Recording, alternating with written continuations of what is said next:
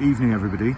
I'm just sending a little message just to let you know I'm feeling a bit better physically, and the swelling seems to be going down. It's still quite angry, but I'm back in here for another night, and I will hopefully be out of here tomorrow morning.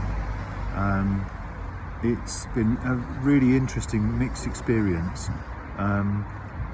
On one hand, I have met some of the most interesting, amazing people I've ever met, fellow patients stuck in this awful situation, sat on chairs in the triage bay in Cardiff University emergency unit for 3 days without a shower.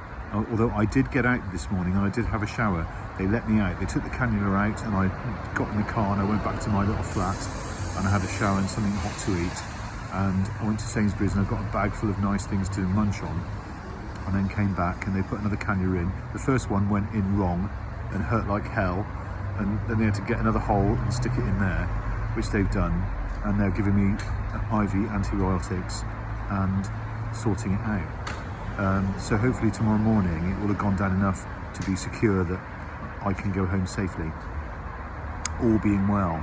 That's been really good. And the people that I'm with, I've never met, people like complete strangers, so different.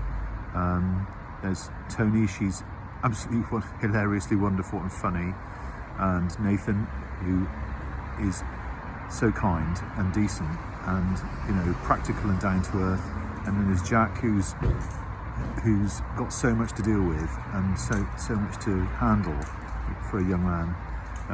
But we're having a laugh and keeping each other's spirits up, and I know the blitz spirit is a very sort of overused cliche.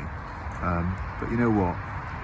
When you meet nice people in adversity, it can be a rich joy, and it is. So there's goodness in it, and value and learning. So it's all right. In terms of this place, I think that, as I said this morning in that earlier vlog, it's very shocking to experience the National Health Service like this, where there are no bathrooms for us to use. There's no hot food. People are sleeping on chairs or on the floor in the emergency unit, in the triage bays, and there's probably about 20 of us, 30 of us here, and then outside is a very full waiting room full of all sorts of people.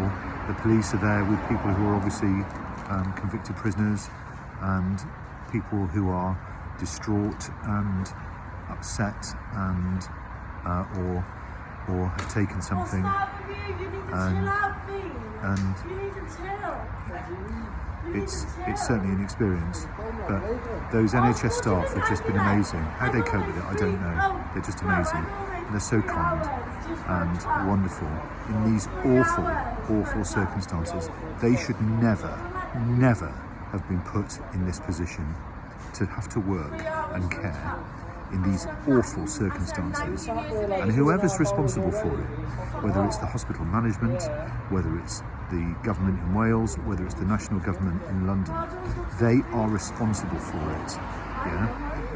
It's shocking, because I've always been a huge advocate of our health service, and I've always believed that health is one of the things that we absolutely rely on in our lives, and that we as individuals cannot provide for ourselves unless we're rich, and that it should be there for us, and we've paid for it, and it should be there when we need it, and it is still, but only barely, and it's really shocking and really frightening, and something needs to be done about it.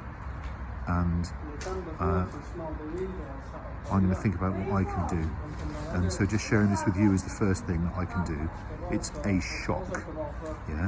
Share it, please.